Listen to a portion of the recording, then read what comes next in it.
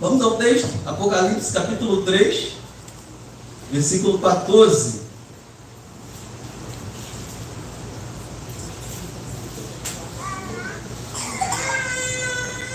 Ao anjo da igreja em Laodiceia escreva: estas são as palavras do Amém, a testemunha fiel e verdadeira, o soberano da criação de Deus. Versículo 15. Conheço as suas obras. Vamos lá? Todos? Conheço as tuas obras, que nem és frio nem quente, quem dera fosse frio ou quente. Assim, porque você é morno, não é frio nem quente, estou a ponto de vomitá-lo da minha boca. Versículo 20. 20 todos? Se alguém ouvir a minha voz e abrir a porta, entrarei até ele, e com ele cearei, e ele comigo. Versículo 22. Aquele que tem ouvidos, ouça o que o Espírito diz às igrejas. Vamos à divisa? A divisa diz o quê? 1, 2, 3. Quem tem ouvidos, ouça o que o Espírito diz às igrejas. Acho que faltou alguma coisa aí, né? Vamos lá? No 3. 1, 2, 3. Jovens, quem tem ouvidos, ouça o que o Espírito diz às igrejas. Amém, glória a Deus. Já foi orado, tome sua assento em nome de Jesus, glorificando ao Senhor que você continua no culto, amém? A juventude também é um período em que os jovens estão em formação. Parte dessa formação, ela é descrita ao longo dessa caminhada em um currículo. Na sua formação, no colégio, nos cursos, nas faculdades. Muito do que nós somos hoje, independente da sua idade, quer dizer que nós ou ouvimos tudo, ou ouvimos pouco, ou ouvimos quase nada daquilo que Deus disse, ou pelo menos nos ordenou para que fizéssemos.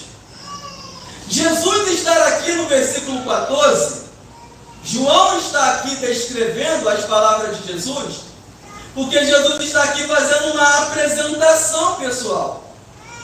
Jesus está aqui, ou melhor dizendo, João está fazendo uma apresentação pessoal de Jesus.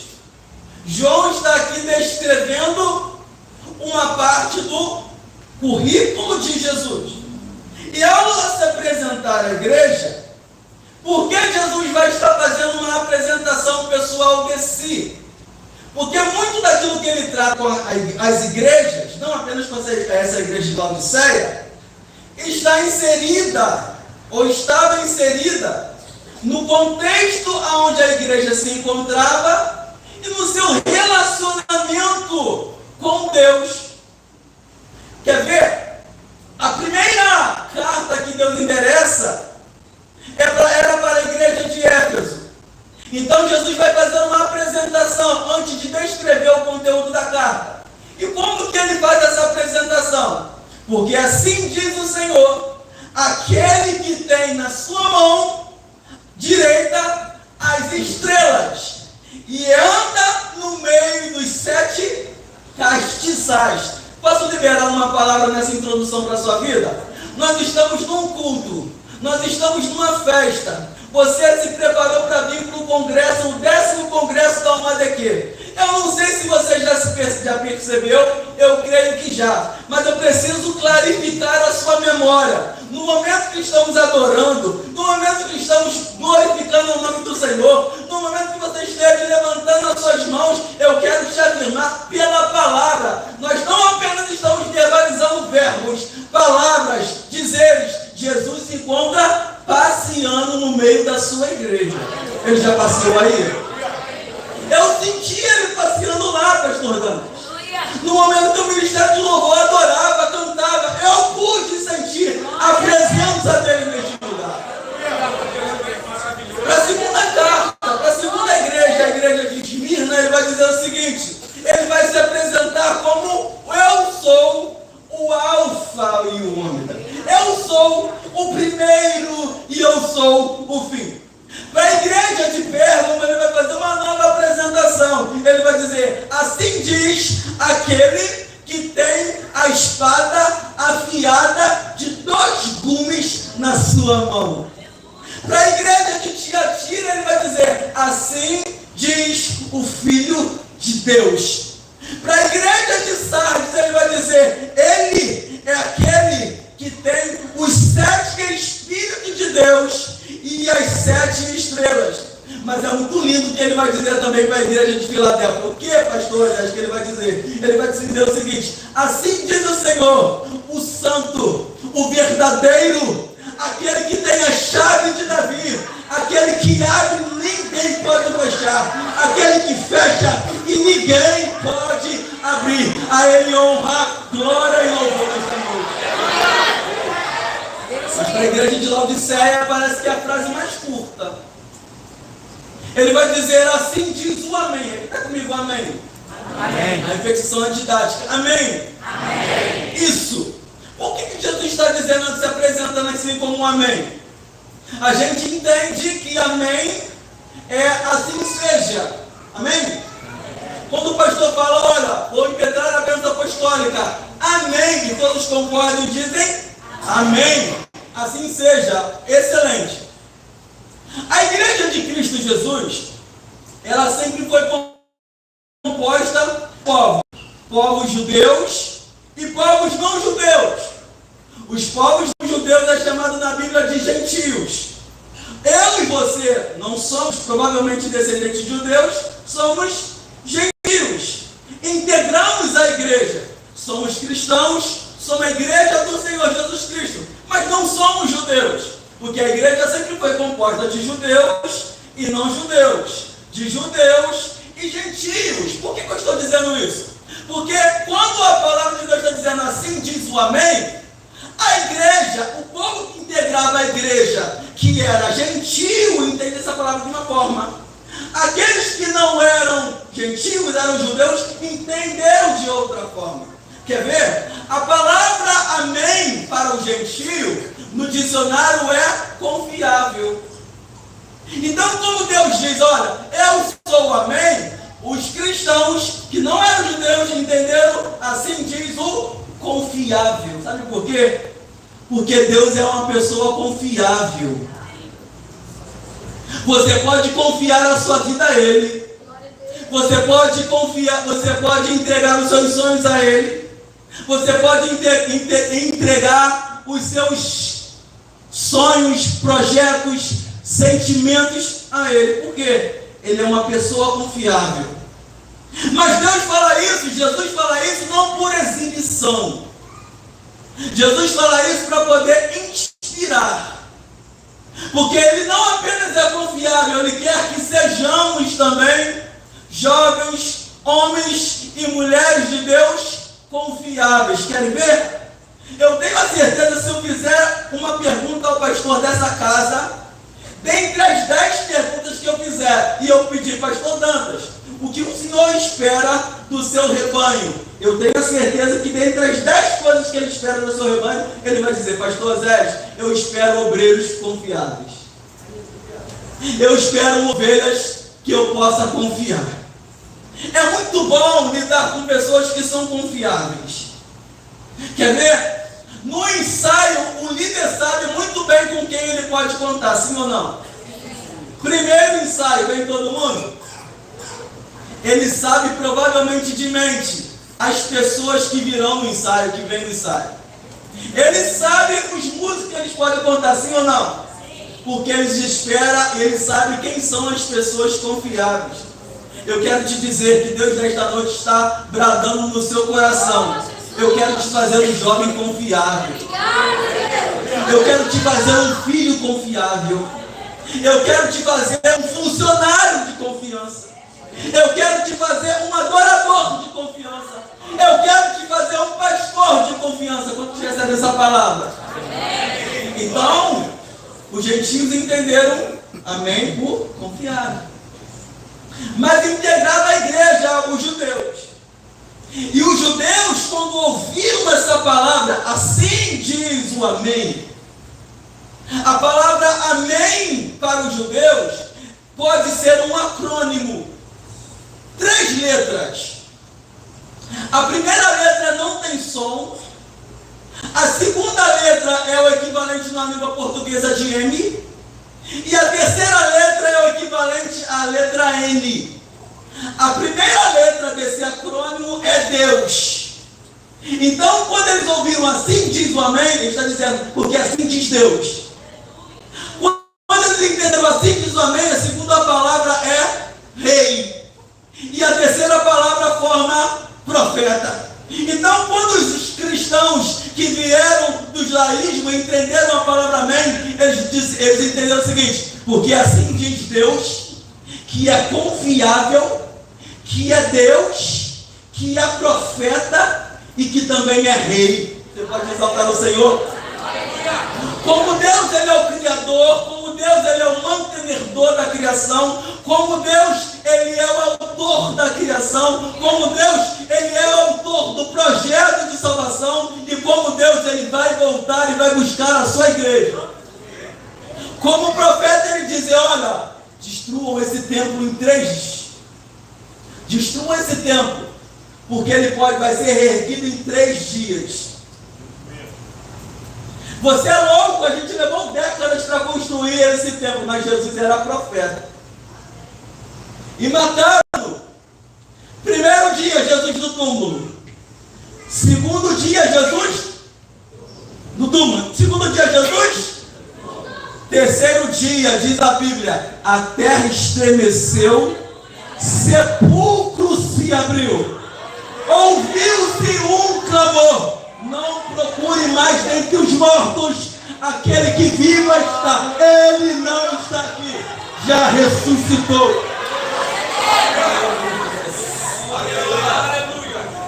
Mas Jesus também é rei. Jesus também é rei. Jesus também é rei. O símbolo máximo de um reino é o trono. O trono é o símbolo onde a autoridade máxima de um determinado governo lidera. O primeiro a ter a visão de Jesus ou de Deus no trono vai ser o profeta Micaías. Primeiro livro dos Reis, capítulo 22, versículo 9. A visão de Micaías mostra o trono em detalhes. E na visão de Micaías, os anjos estão de ambos os lados do trono. Os anjos estão de ambos os lados. Isaías também vai ter a visão do trono. Isaías capítulo 6. Ele vai ver o Senhor sentado no alto e sublime trono. E acima do trono também tem anjos. E aqueles anjos não ficam de boca calada. Aqueles anjos dizem, Santo, Santo, Santo é o Senhor dos Exércitos. Eu não sei como no culto desse, o ministério de louvor cantando essas canções cheias da presença do Senhor. A Almadeque adorando cheia do Espírito Santo. A banda é a harpa de Davi, tocando como ninguém. Você consegue ainda estar até agora de boca fechada. Porque a presença de Deus está em nosso meio. E quando ela está no nosso meio, a gente não consegue ficar de boca fechada. Porque eles gritam, pregador, Santo, Santo, Santo é o Senhor dos Exércitos. Ezequiel também vai ter a visão do trono. E é interessante a visão de Ezequiel do trono. Porque o trono que Ezequiel vê, ele vê o Deus assentado no trono. E esse trono está dentro de uma nuvem de fogo. A visão do trono de Ezequiel, Deus está sentado no trono, ou Jesus está sentado no trono, e esse trono está dentro de uma roda de fogo, e esse trono, ele não é estático. Esse trono de Ezequiel, que Ezequiel vê, ele se move. O outro a ter a visão do trono é Daniel. A visão do trono de Daniel, Jesus está sentado no trono ao lado de Deus, Pai.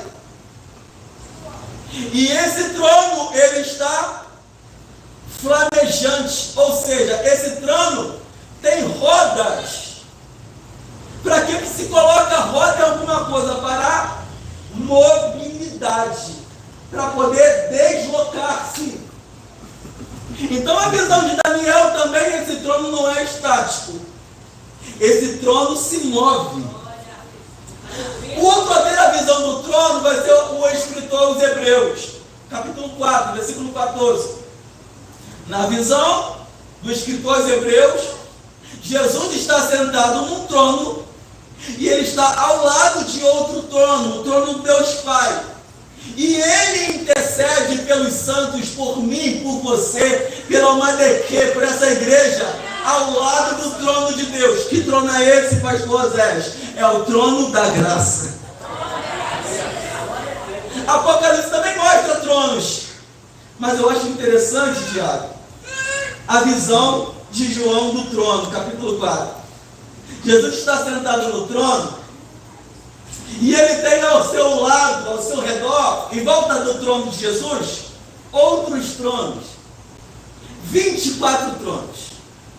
Aqueles que estão assentados nos 24 tronos ao redor do trono de Jesus, eles não conseguem ficar parados. Eles não conseguem ficar estáticos. Eles não conseguem ficar bancando o bambambam. Diz a palavra de Deus que eles se prostram. E quando eles se prostram, eles tiram a coroa de sobre si e colocam diante daquele que está sentado no trono. A Bíblia vai dizer que tem outros seres espirituais ao redor de Jesus, que 24 horas no céu, eles declaram que ele é santo. Não há espaço para uma outra canção. Não há espaço para verbalizar outra frase, a dizer, diante daquele que está sentado no trono, do que? Santo, santo, santo é o Senhor.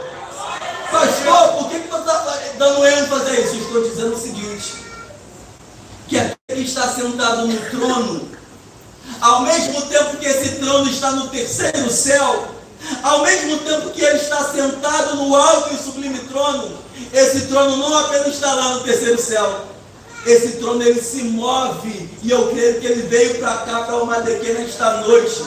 Eu não sei se você, mas eu senti já esse trono passando aonde eu estava. Será que ele passou aí também? Será que ele passou aqui à esquerda também? Será que ele passou aqui à direita? Será que esse trono passou aqui no ministério? Eu creio que passou. Porque aonde ele passa, nós conseguimos perceber a sua doce e poderosa presença. Então é uma apresentação. Só que o texto prossegue e ele vai dizer o seguinte: aquele que está sentado no trono, aquele que é o Amém, ele tem uma palavra para aquela igreja. Ele tinha uma palavra para o Laodiceia. Ele tinha uma palavra e tem uma palavra para o Almadequê. Ele tem uma palavra para mim. Ele tem uma palavra para o ministério. Ele tem uma palavra para a orquestra. Que palavra ele tem a dizer? No caso desse contexto, é: eu conheço. Repita comigo: eu conheço. Quem está dizendo isso? Jesus. Ele conhece. Eu estava num culto essa semana que tinha aproximadamente umas 1.300 pessoas. Naquela hora, de forma muito forte, pastor Dantas nos falou no meu coração: Osés, eu sei exatamente aqui a intenção de essas milhares de pessoas. Eu tremi. O Espírito Santo falou: Osés, você sabia que eu sei aqueles que vieram por motivação, aqueles que vieram por pressão, aqueles que vieram simplesmente porque o pregador ou pregadora é famoso, aqueles que vieram simplesmente porque os hinos são animados? Eu conheço exatamente cada um. Você sabia? E há pelo menos 4 tipos de conhecimentos na palavra do Senhor. Quantos? Pelo menos 4. O primeiro conhecimento de Provérbios conhecimento que Deus dá um dom. É um presente específico que Deus dá para alguém, tipo aquele que Ele deu para Bezalel, para trabalhar com ouro, com prata, coisas específicas, mas é uma dádiva de Deus, é um conhecimento, é um presente.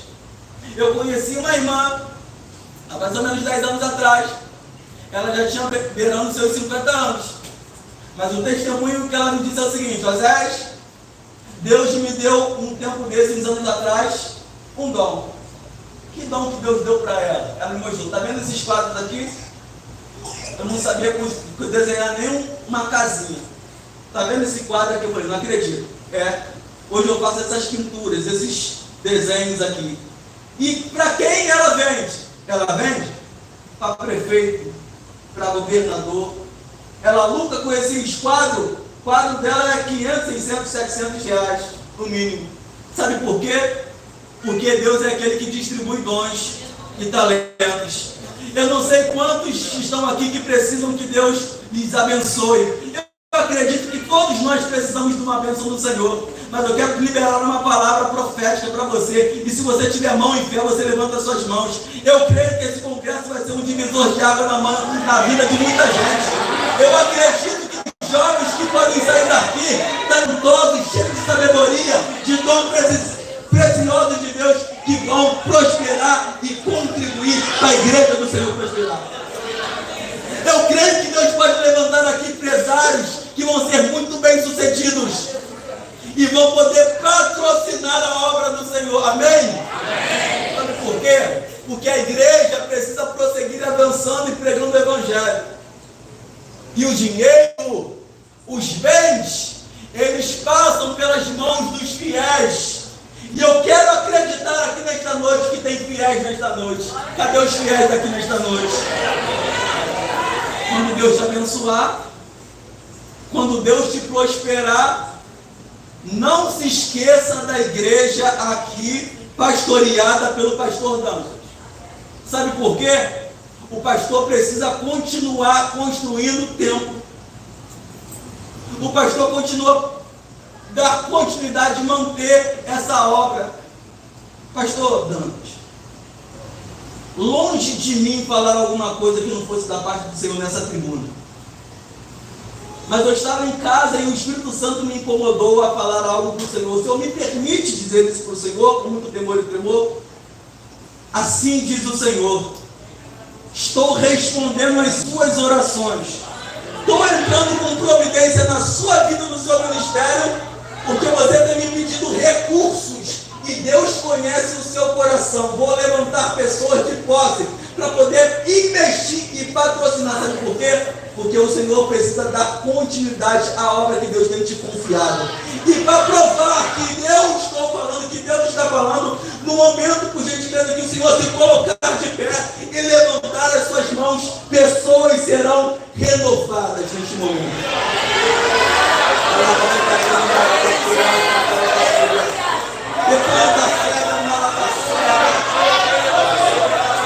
A bênção de Deus está chegando aí. O trono de Deus que se move está passando aqui. O trono de Deus que se move está passando aqui. Aleluia. Está passando aqui, hein? Está passando aqui o trono. Está passando aí o trono. Está passando aí o trono. Está passando aí agora para você está dando o trono. Está passando aqui no ministério esse trono. Está passando.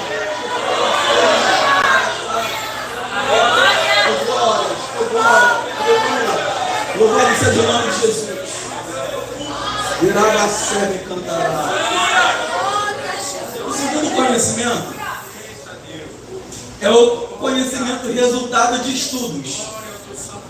Daniele, professora, exímia professora de português, é um conhecimento resultado de estudo. Andrezão, Dedé aqui tocando aquele baixo, como sempre, né? O que é isso? Elias, que toca esse trombone, outros, todos esses excelentes músicos. E esse conhecimento? Resultado de estudo. De queimar a pestana estudando. E da bênção do Senhor. Esse é um segundo tipo de conhecimento. O conhecimento resultado de estudo, de formação. Mas há um terceiro tipo de conhecimento na Bíblia, que é um conhecimento resultado de relacionamento com Deus. Quando a Bíblia diz o seguinte, olha, conheçamos e prossigamos em conhecer ao Senhor, não é um conhecimento fruto de estudo, não é um conhecimento presente de Deus, é um conhecimento de relacionamento com Deus, de acordar com Jesus, de almoçar com Jesus, de ir para o trabalho com Jesus, de ir para casa com Jesus, está no trem, está com Jesus, está no ônibus, está com Jesus, está fazendo o Enem, está lá, está Jesus. Esse é um conhecimento de relacionamento. Eu preciso te alertar. A igreja não pode perder esse conhecimento. Não pode faltar o conhecimento da informação, não pode faltar o conhecimento do dom, mas não pode faltar também o conhecimento do relacionamento com Jesus. Eu estava no culto esses dias, lá na Catedral de Olinda, e orei ao Senhor muito sério, eu orei ao Senhor. De repente, no final do culto, eu entreguei o microfone, lá veio uma irmãzinha, pastor Jairo, cheia desse conhecimento. E sabe como ela vinha? Ela vinha assim, ó. Eu falava, pode vir, porque eu sei que Papai do Céu te mandou, pode vir. E ela chegou ali na frente e ela fez isso de forma muito respeitosa, e eu não sou bom nem nada, eu fui lá ouvir, e bateu tudinho, tudo aquilo que ela falava. Sabe por quê? Porque esse conhecimento não pode faltar na igreja. É esse conhecimento que, volta e meia, você entra abatido, você entra arrebentado, você entra confuso, você entra indeciso, ferido, mas Deus usa o pregador, Deus usa o instrumentista, Deus usa o pastor para poder trazer e ministrar esse conhecimento na sua vida. Pastor Zé, quem Deus vai dar esse conhecimento? Ele está procurando aqui nesta noite. Quem é que ele pode dar esse conhecimento? Ele está ansiando pessoas que estejam dispostas a ter esse conhecimento, esse relacionamento. A Bíblia vai dizer, olha o que Jeremias vai dizer, capítulo 1, versículo 15. Antes que eu te formasse no ventre da sua mãe, eu te conheci. Meu Deus, chega, arrepia. De que Deus estava falando para Jeremias é: você estava ainda informe, você não tinha saído da barriga da sua mãe, e eu já me relacionava contigo. Você lembra quando João chegou com Isabel na presença de Maria e houve o encontro daqueles dois profetas dentro da barriga? Meu Deus do céu, aquela criança foi cheia do Espírito Santo. É esse conhecimento que a igreja não pode perder. Não pode perder esse conhecimento. Tinha um jovem que tinha esse conhecimento, missionário. E aquele jovem, Deus falou para ele: olha, vai no lugar tal fazer missões, porque lá eu tenho preparado para você hoje uma esposa, uma noiva. Levanta a mão aí, quem está procurando aí a sua bênção aí. Tem ninguém não, é? Ninguém quer casar aqui não? Ah, tá bom, sei. Ninguém quer casar? Levanta a mão os solteiros aí. Todos os solteiros. Ah, todos vocês são casados, né? Levanta a mão os solteiros. Vocês não querem casar não, né? Querem ficar solteiros, né? Mas escutando, então, todo mundo aqui quer ficar para titi. Todo mundo quer ficar para titi e titi. Brincadeira. Aquele jovem chegando lá, Deus olhou, falou para ele: ó jovem, é aquela ali que eu tenho preparado para você. Eu creio ainda nisso. Eu creio que Deus ainda faz isso com os jovens. Só que quando aquele jovem olhou e viu aquela que Deus tinha preparado, ela andava de cadeira de roda. E aí? Ele falou: Senhor, se é que tu tens preparado, amém. Namoro, noivado, casamento. Chegou o dia do casório. Lá está a noiva entrando de cadeira de roda. Os pais choravam copiosamente. A noiva chorava copiosamente. E tocaram, decidiram tocar. Dá para tocar aí, André? Dá para tocar o início da... Peguei você de surpresa, né? Dá para tocar a primeira, as 3 primeiras pautas do compasso do Marcha Oficial? Tem como? Tem como? Dá para fazer? Melhor, melhor. Combina com 3 só, 3 aí. Vamos fazer isso? Vamos lá. Dá para ser? No 3? 1, 2, 3.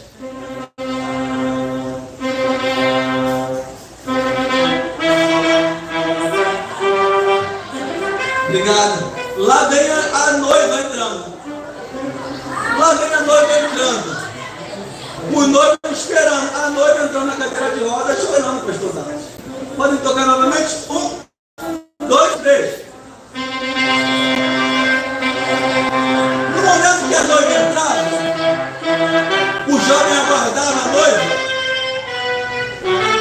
Aqui ouviu-se dentro do templo um estalar de ossos.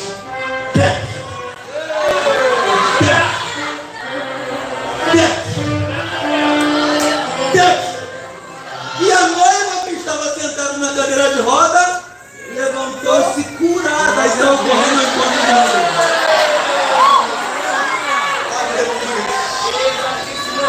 Quem faz isso é Deus. Quem faz isso? Aquele que diz um amém. Ele ainda faz milagre. Eu não sei o milagre que você precisa nesta noite, mas o milagre que você precisa, Deus tem. Ele tem.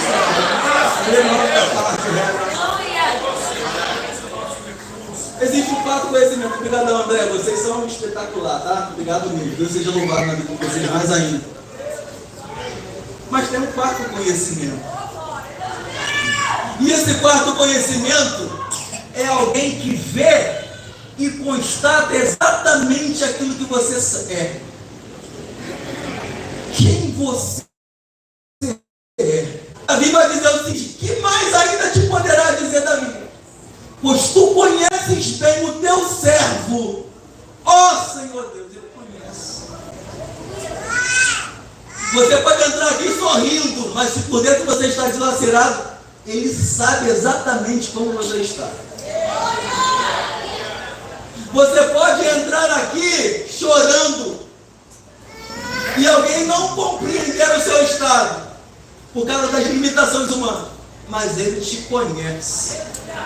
Deus sabe aqueles que vieram aqui arrastados por causa dos problemas, das decepções, das tragédias, das intempéries, dos não da vida, das decepções da vida. Deus te conhece. Ele sabe exatamente quem é você. Então Deus vai dizer o seguinte para aquela igreja: eu te conheço. Conheço as suas obras. Deus estava dizendo: olha, eu conheço. Eu conheço você. Ao norte de Laodiceia, 10 quilômetros ao norte, uma cidade de Hierápolis. Na cidade de Hierápolis tinha águas termais. As águas de Hierápolis eram utilizadas como atividades medicinais. A gente sabe que a medicina não é apenas para curar, mas também para poder prevenir doenças. Aí Deus vai dizer para aquela igreja: você não é quente. Eu conheço as suas obras e eu sei que você não é quente. Eu queria que você fosse quente. Por quê? Deus estava dizendo: olha, eu queria que você fosse um instrumento de cura para alguém. Eu queria que você fosse instrumento para poder abençoar alguém. Você não é quente. Palavra dura, né? Você não é quente. Você não é instrumento de cura para ninguém. Que palavra dura. Que palavra firme. Porque deve ser ruim ouvir isso de Deus. Porque Deus te formou, Deus te constituiu, Deus te chamou, Deus te salvou, para que você dê fruto. Para que quando você chega no seu colégio, alguém olhe para você e fale, ali está uma jovem diferente. Quando você chega num ambiente atribulado, e Deus fala, olha, coloca a mão ali sobre aquela pessoa e ora, porque ela precisando, está com princípio de depressão, está com ansiedade, porque nós fomos chamados também para isso. Mas Deus estava dizendo, eu não posso te usar para isso, porque você não é quente. Ah, mas talvez eles eram frios. Deus diz o seguinte, você não é quente nem frio. Agora a leste, 16 quilômetros, a cidade de Colossos. Na cidade de Colossos se encontrava água. A água era fria e a água revigorava o ânimo daquele que estava com sede. Mas Deus está dizendo, eu queria que vocês fossem pelo menos frios, já que não são quentes. Poderia ser pelo menos frio. O que Deus estava dizendo? Eu queria que você estendesse a mão para alguém e levantasse um caído. Falar de jovem é fácil. Falar sobre os jovens é fácil. Falar como não conhece a vida dos jovens é muito fácil. Mas só os líderes, os pastores, os anjos da igreja, aqueles que oram, aqueles que contribuem, sabem o valor de ter um jovem na presença do Senhor. Então eu estava falando para aquela igreja, eu quero que vocês estendam a mão. E aquele que está fraco precisa ser novamente levantado. Mas vocês não fazem isso. Vocês não são nem instrumento de cura, nem instrumento para dar vigor a ninguém. Palavra dura, né? Até acabou o amém, glória. É assim mesmo. Se não é quente e não é frio, é isso aí que vocês falaram. Se não é quente e não é frio, é morno.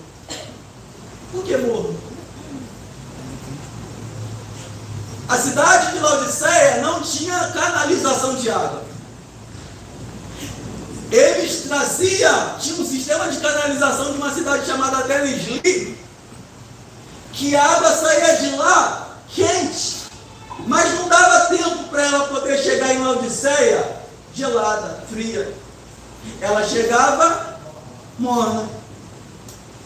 E quando alguém tentava tomar daquela água, por causa dos detritos, dos carbonatos que tinha naquela água, dava vontade de vomitar. Porque aquela água era imprópria para você poder se beber. Minha esposa, nós estávamos preparando para o culto agora. E deu uma dor de cabeça muito forte nela. Dor de cabeça muito forte. Naquele momento o Espírito Santo falou, coloca a mão na cabeça dela. Fui lá, dei banho nela, colocando a roupa. Vem cá, deixa eu orar pela sua vida. Senhor, em nome de Jesus, eu repreendo esse mal agora, em nome de Jesus. Terminei de orar. Fui por quarto lá pegar o esboço da pregação. E ouvi. Ela colocando para fora aquilo que estava fazendo mal. Sabe por quê? Porque antes de eu ser profeta para a sua vida, eu preciso ser profeta na minha casa. Antes de profetizar para o pastor, eu preciso ter a minha vida reta diante do Senhor. Porque Deus não me chamou para ser morno. Deus não me chamou para ser infértil. Deus não me chamou para andar dilacerado a vida toda. Deus me chamou como instrumento de cura e como instrumento para poder levantar o caído. E assim diz o Senhor, assim a mesma palavra para Madeque, você vai sair daqui forte, fortalecido, você vai sair daqui curado. Sabe por quê? Porque os pés de Jesus são os seus pés, as mãos de Jesus são as suas mãos. Deus vai te usar para curar e levantar muita gente caída. Qual o segredo? Eu finalizo. O que aquela igreja precisava, o que aqueles jovens precisavam, o que essa igreja de Laodiceia precisava, aquela igreja precisava. Alguém pode dizer, já que não é quente nem é frio, coloca para fora. Já que está dando trabalho um mês, um ano, 5 anos, faz o seguinte, bota para fora, dá uma carta de recomendação, vai para outra igreja. O ímpio fala isso, né? Mas a igreja do Senhor não. A igreja do Senhor pode ficar 1 ano, 2 anos dando trabalho. Você precisa estar no lugar certo, onde você está. Continue aqui. Aí Deus vai dizer, eu estou à porta e bato. Eu estou batendo na porta. Eis que estou à porta e bato. Porta aberta no Oriente é disponibilidade. Alguém entrasse alguma porta fechada, era noite, ou a pessoa não estava dentro de casa. Então, porta aberta, a pessoa estava disponível. Apocalipse capítulo 3, versículo 8. É por isso que Jesus vai dizer o seguinte, olha, eu coloquei diante de ti uma porta aberta. O que Jesus está dizendo? Eu estou disponível para você. Eu estou disponível para a sua vida nesta noite. Mas a pergunta que Deus fala é o seguinte, olha, eu estou na porta batendo. Tinha gente dentro de casa. Tinha gente que estava sabendo que tinha alguém dentro de casa, que tinha alguém chamando, mas não queria abrir. Então o que Jesus vai fazer? Ele vai insistir. O que você faz quando chega no portão de alguém e chama pelo nome fulano, ciclano, e alguém não entende? Você sobe, mas eu estou vendo alguém dentro de casa, não é possível que a pessoa não está ouvindo. Peraí, vou insistir. Ô Maria! Maria! Você insiste, você sabe que está lá, mas tem alguma coisa impedindo para a pessoa ouvir. Eu não sei o que está impedindo você ouvir a voz de Deus, mas Deus não me trouxe aqui para poder te bater, nem te acusar, nem te sentenciar. Deus me trouxe aqui com uma voz profética para dizer, eu ainda posso te levantar, te restaurar, porque a obra que eu comecei, eu vou finalizar na sua vida. Eu estou fraco, você vai sair daqui forte. Eu estou triste, você vai sair daqui alegre. Eu estou aflito, você vai sair daqui levantado, de cabeça erguida. Eu estou turbado, você vai sair daqui leve, porque o carpinteiro está batendo na porta. Lavando que calha, andar amassado.